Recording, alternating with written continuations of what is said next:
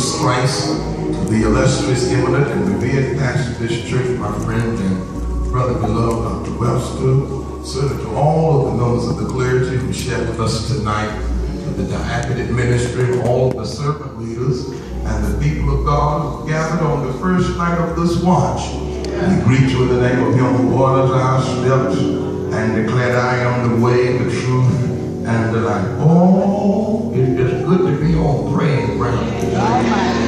Good to be amongst the saints of God and stand and look into some smiling faces. Lets me know the Lord is blessing us right now. Amen. Haven't we been blessed tonight by the singing of this marvelous choir? Oh, y'all blessed me tonight. Come on, let's appreciate them tonight by the clapping of our hands. God, well done. Keep on keeping on in the name of the Lord. Ushers, you thought I didn't see you. Yes, I do.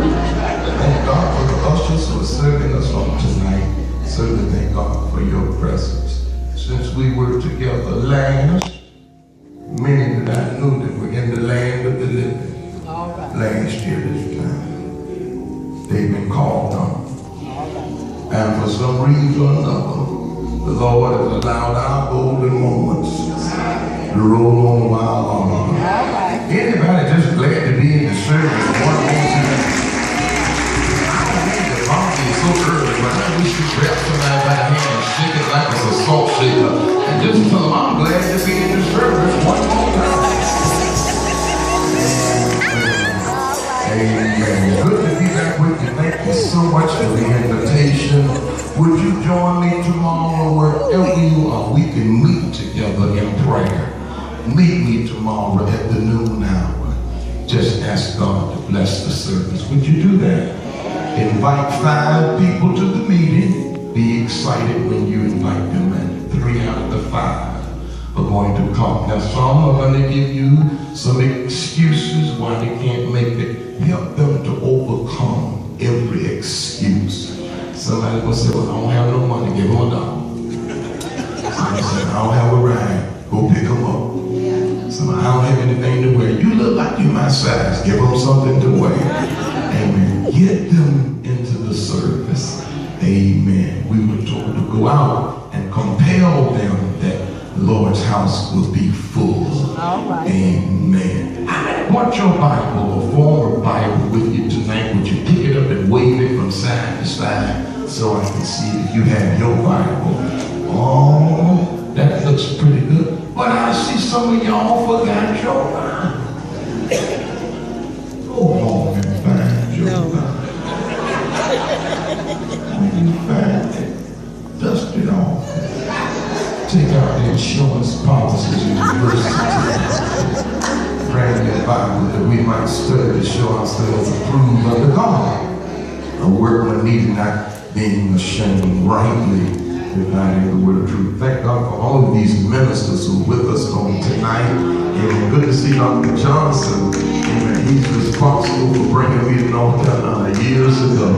Good to see his lovely bride. Sister Steele wanted so much to be with us in the meeting, but we're extremely busy. You know what kind of business we're in. And the death angel was riding yesterday, so she had to stay back and handle things. She said, I'll try to make it by Wednesday night.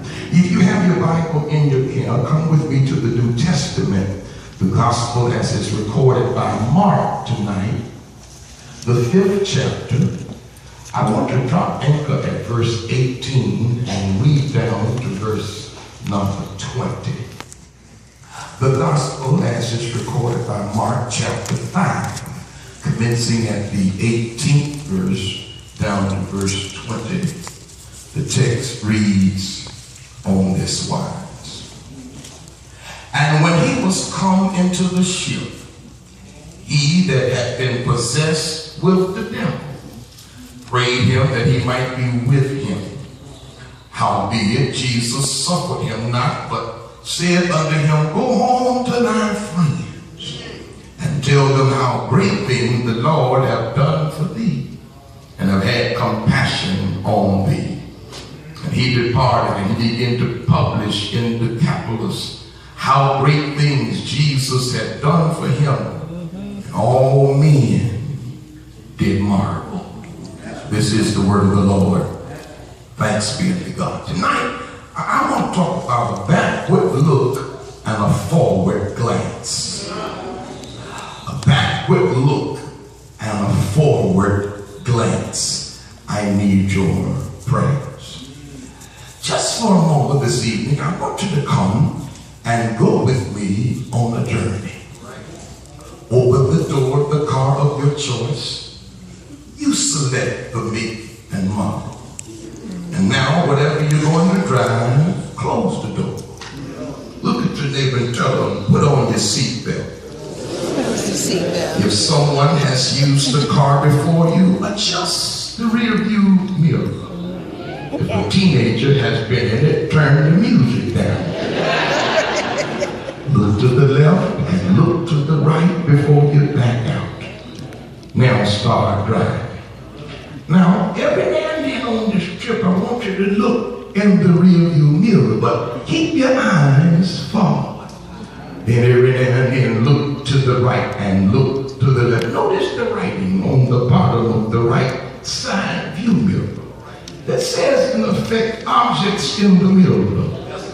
You're smaller than they really are. Come on, drive with me. We're going to drive in front of this cemetery. This is the place of dead people. Put your window down. Listen for a moment. There's a wild man in the cemetery. He's screaming. Screaming. He's cutting himself with stones because he cannot be bound even with chains.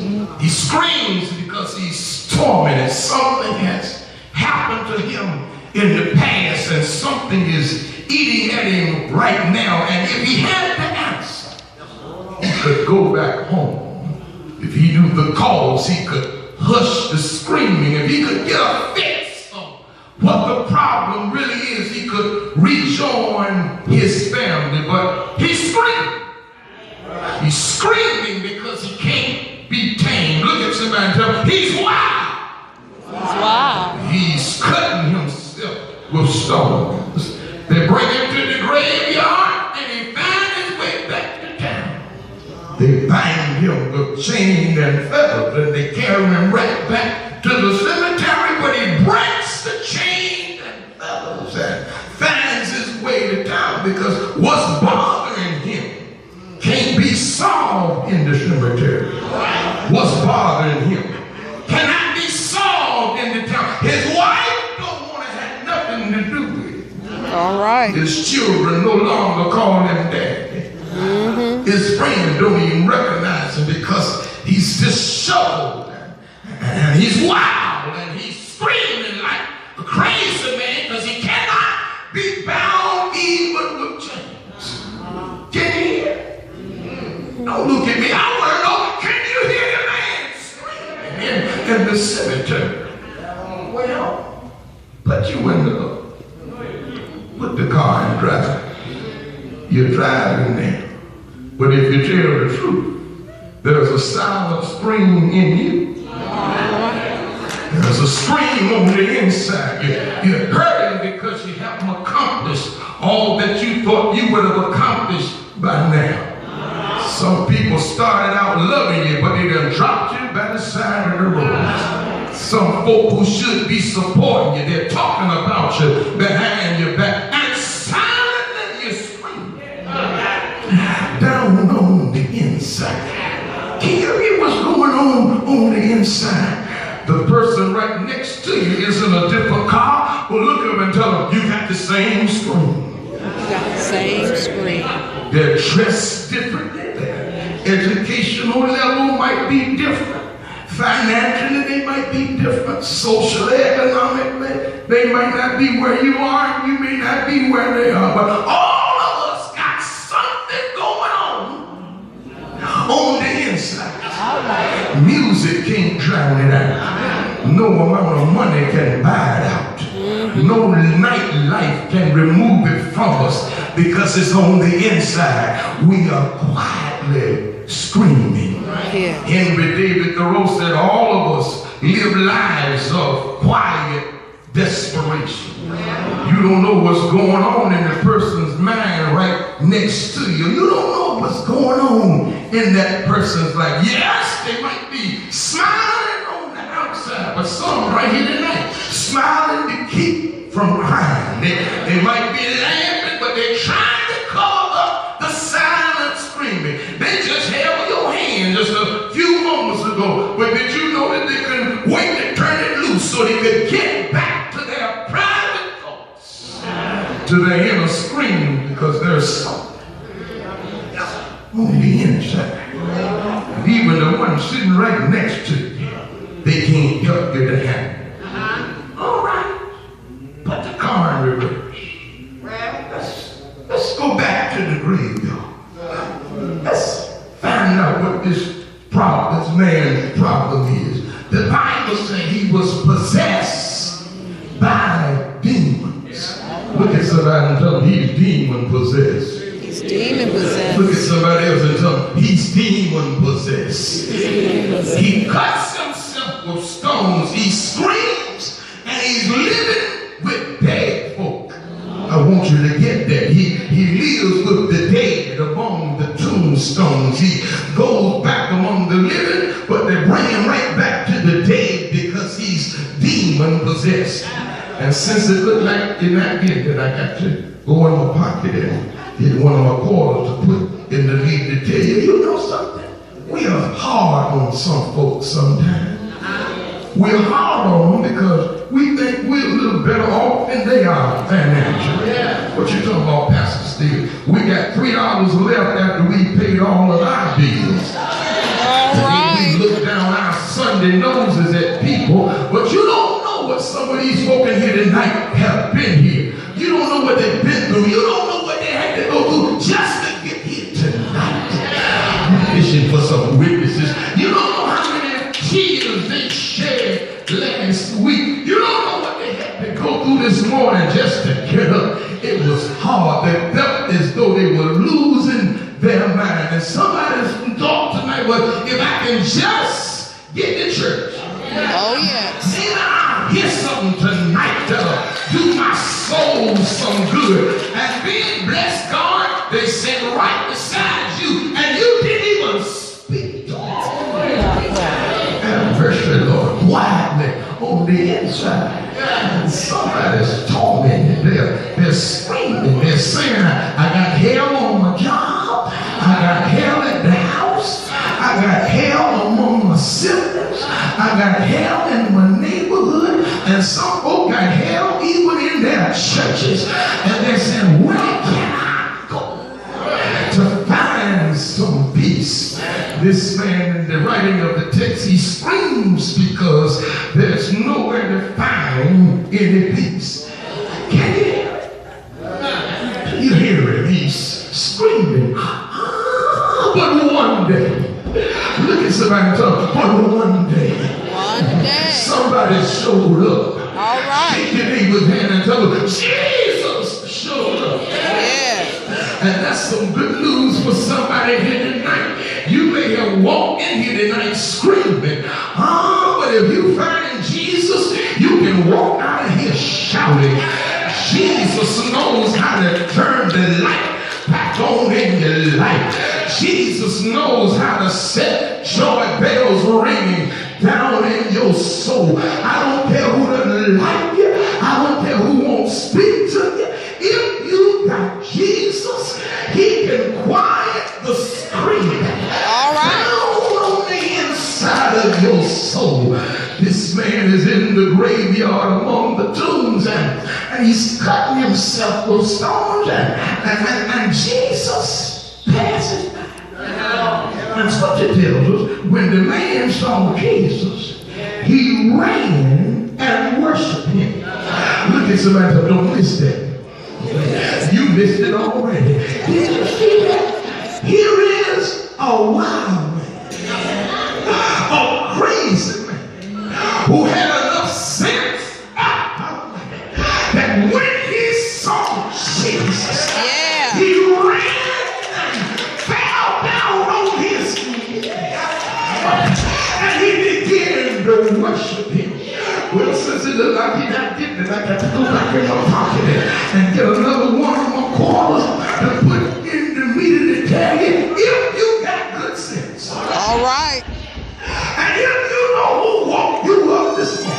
Yeah. And if you know who keeps food on your table. And if you know who walks by your side when everybody else walked away from you. If you know Jesus for yourself, you ain't got to wait till the end of the sermon. And that this might be a real good time for somebody right in here to give God a shout. Somebody ought to give God a praise. You ought to give God a hallelujah. You might not live to see the end of the service. Look at somebody of all the time you got is right now. And say, if I were you, while I have a chance, right now, why don't you give him some glory? Why don't you give him some honor? Why don't you give him some praise? Come in the world and look at praise. Not that you really need it, but you got my permission right now to open your mouth and give God a thank you.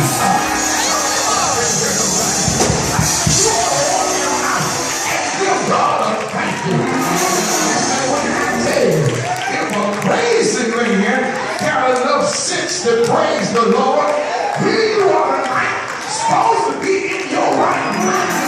I've been speaking for you. I woke up this morning with my mind stayed on Jesus. And I'm going to praise him while I got a chance. Because my grandmama said it like this, I may not have this chance anymore. Go and lift your hand and shout, the Lord.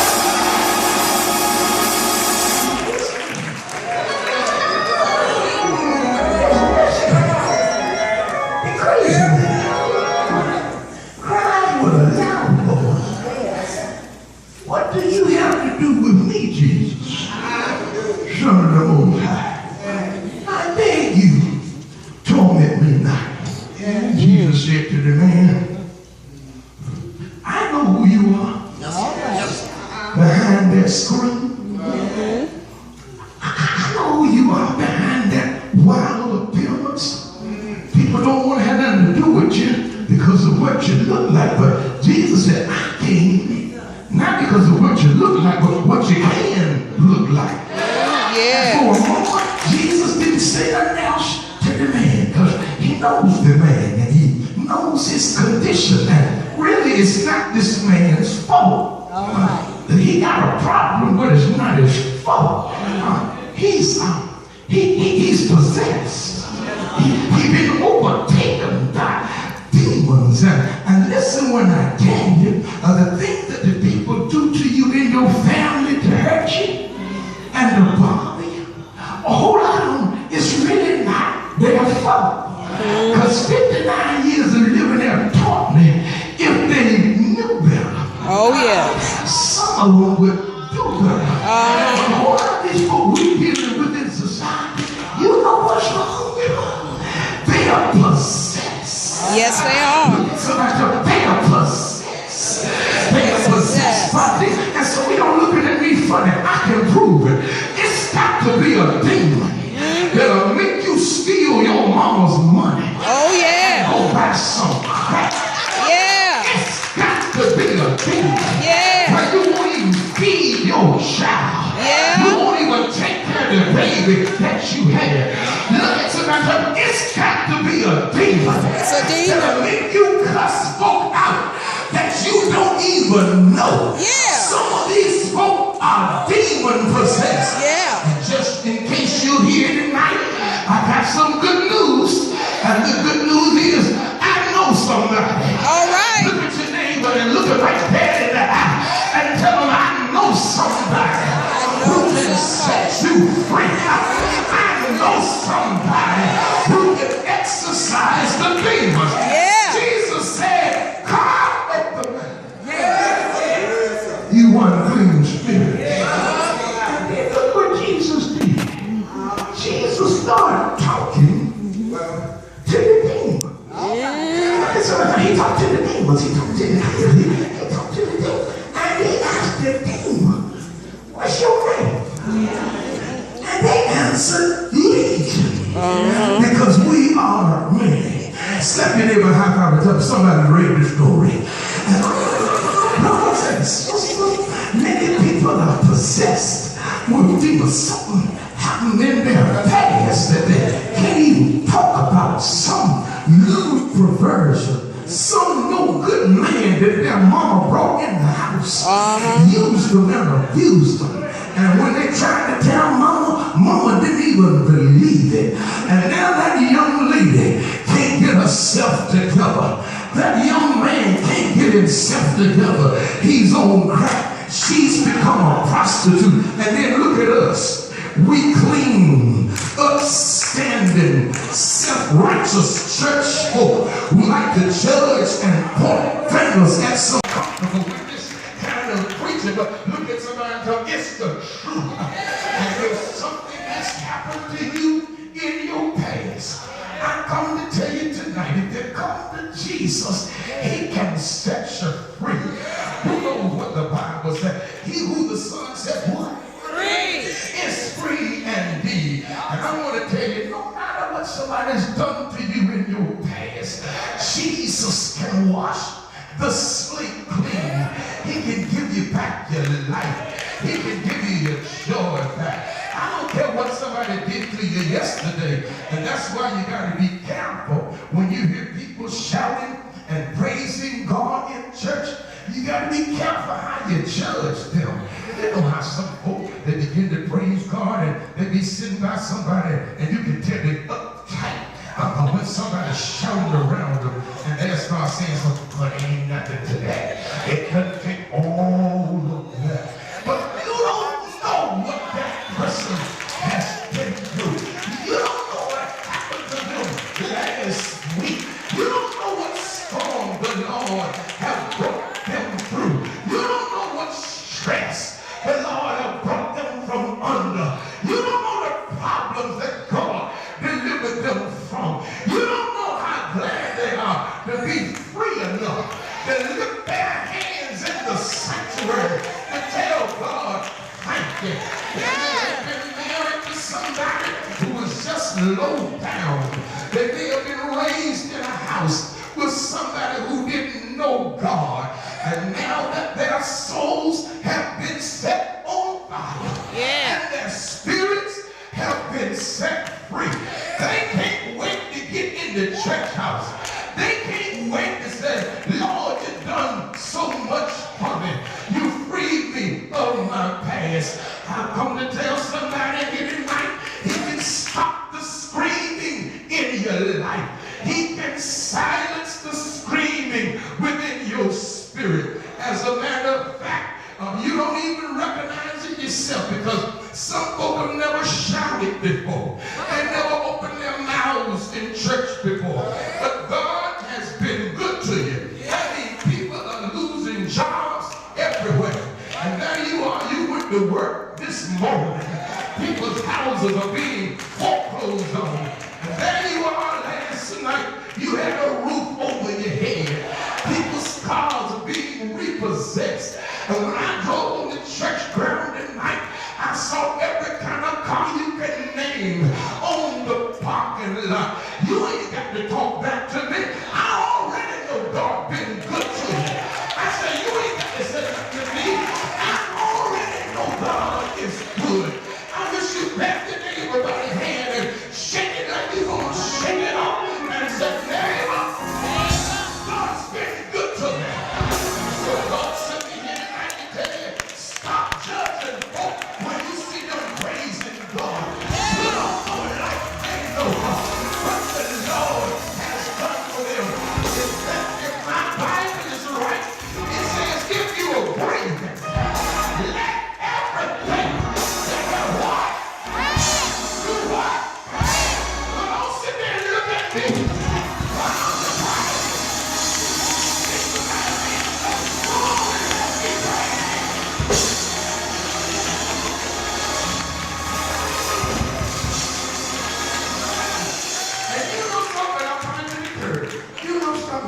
Some of y'all just started thinking.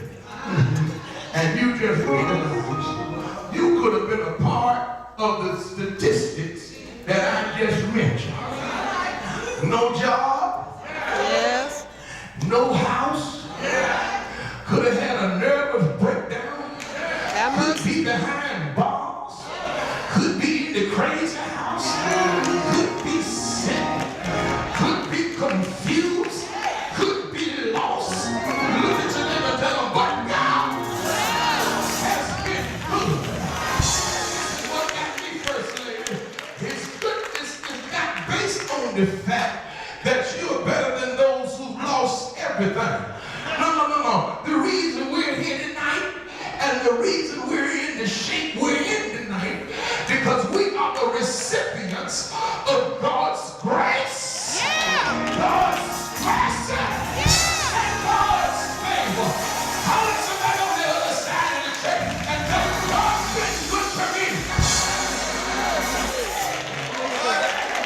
I almost been. But put your car back in drive. We're still driving. Tell your neighbor, speed up a little bit.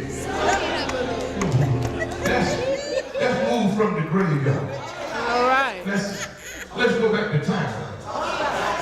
Because there's something in town that wasn't in town before Jesus showed up. Y'all gonna help me close this one. Oh, yeah. When Jesus got through talking to this man, the Bible said the demons came out of him. And the demons told him, let's go over there to that herd of swine. And the Bible said, look at your name, the Bible said, and Jesus gave them leave to come out of the man, and they went into that herd of swine.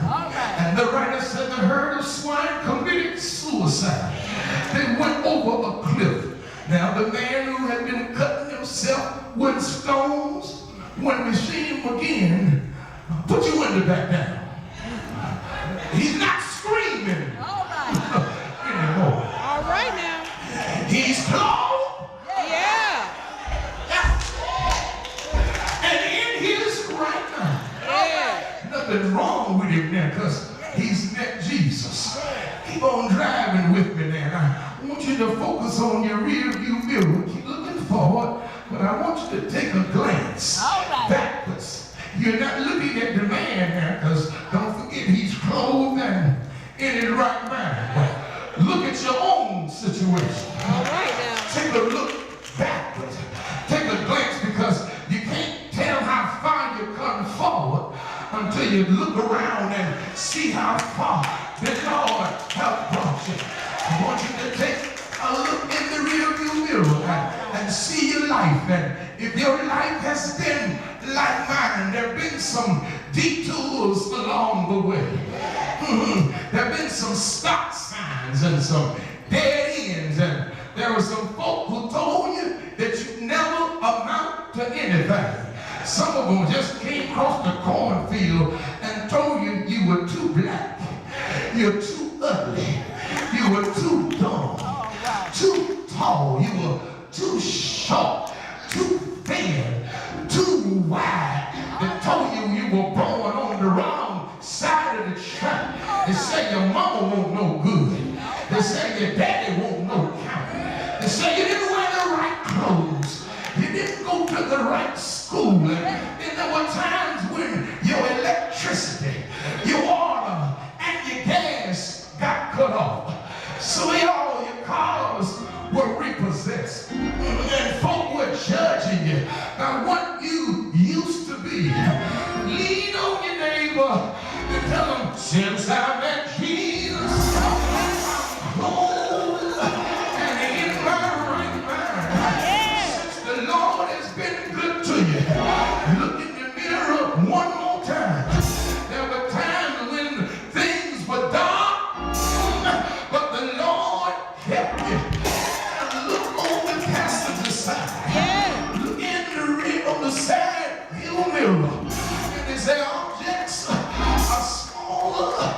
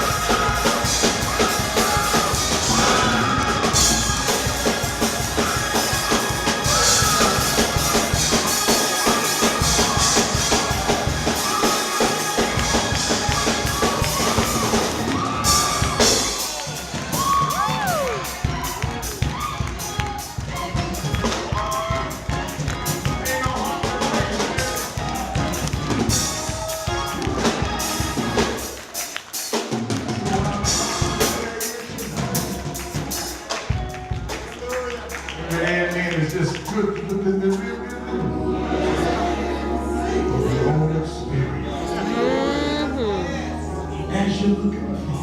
Yes. And it won't take long for you to recognize and see how far He's brought you. Yes, Lord. Even when it looked like you were walking, down your step. Look at somebody, He was right by your step. He was right on. That's why we're here. That's why we open for praise. Hallelujah. Hallelujah. Don't take this for granted. Here we are standing. Clothed. Yes, Lord. Yes. Okay. Don't put this little song. I'm sitting down. I need Thee, oh.